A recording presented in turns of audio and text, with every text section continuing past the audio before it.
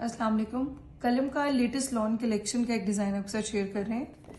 1970 branded lawn पे इसका front है, बहुत ही खूबसूरत हेवी चिकनकारी के साथ मल्टी कलर्स एम्ब्रॉयडरी है। ये इसकी नेक लाइन सेम चिकनकारी के साथ फ्रंट है। इसका लॉन की प्लेन मैचिंग बैक है और गेंजा के ऊपर इसके फ्रंट और बैक दामन बॉर्डर एम्ब्रॉयडर्ड। कटवर्क में फ्रंट दामन और स्लीव्स का बॉर्डर है, बहुत ही खूबसूरत इसकी डिजाइनिंग है। लॉन के एम्ब्रॉयडर्ड इसके स्लीव्स हैं हेवी एम्ब्रॉयडरी के साथ विद चिकनकारी,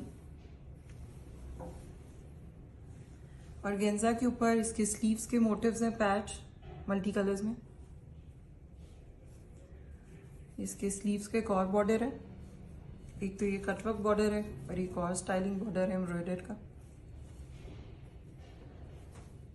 कॉटन का प्लेन मैचिंग डाइट ट्राउजर है। इसका दुपट्टा बहुत खूबसूरत है, फुल दुपट्टे पे एम्ब्रॉयडरी है, फ्लोरल एम्ब्रॉयडरी मल्टी कलर्स में।